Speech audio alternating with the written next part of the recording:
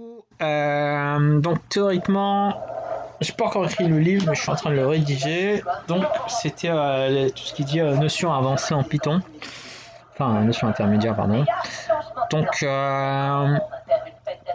Python, on peut importer des modules. Il y a des modules natifs. Donc par exemple, math, c'est un module natif. Ils ont fait comment on importe un module natif, donc built-in, on fait import math. Et après, avec la fonction dir, on peut voir ce qu'il y a dans le module. Donc tous les noms qu'il y a dans le module. Donc tout est là.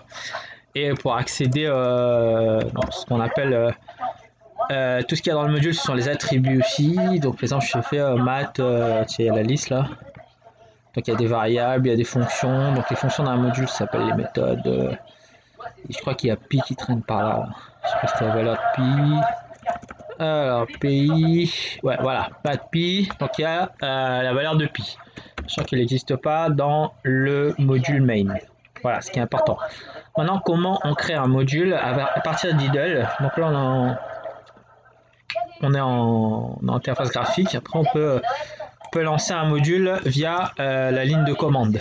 Donc celle de Windows ou de Linux. Mais là, c'est je suis sur les Windows. Donc du coup, je fais File, New File. Là, on a notre script. Je sais pas, on fait, je vais définir une variable, je vais appeler variable égale 42, comme je le fais tout le temps. Et je définis une fonction, vite fait, def de f2, def de f alors, retourne x au carré, donc je fais la fonction carré, ok. Donc du coup là, si je fais run,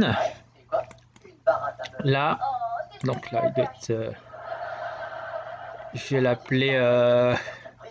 Je crois que je peux pas l'enregistrer là, je vais l'enregistrer un peu n'importe quoi. C'est important de savoir où on enregistre le module là aussi. Donc test, voilà, je l'ai appelé test. Donc il a recommencé il a reloadé le module. Et ce qui est important ici, c'est que j'ai défini quoi dans le truc? Non, je ne me rappelle même plus. Ah, variable. Je tape variable là. Et variable, il est accessible. C'est un peu étrange quand même, pas trop, mais bon. Et f, il existe. Ouais, c'est une fonction. Alors, ça veut dire que là, ce que j'ai lancé là, c'est le module principal. D'accord? Je mets name. Donc ça, c'est le module principal, ok? Et voilà, donc après, si je veux, je peux importer ce module. Donc là, il ne devient plus le module principal. Je fais import test. Voilà, là, je l'ai importé. Et là, si je veux accéder à la variable,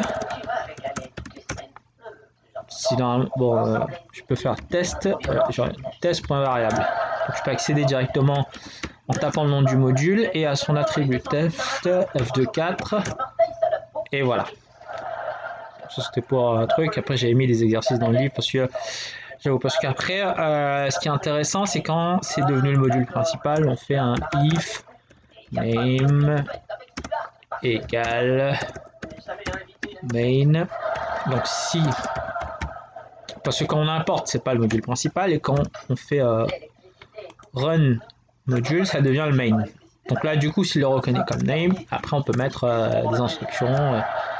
On peut même faire utiliser import 6, donc ça importe le module 6, machin et tout, voilà. Voilà, n'oubliez pas d'acheter le livre, merci.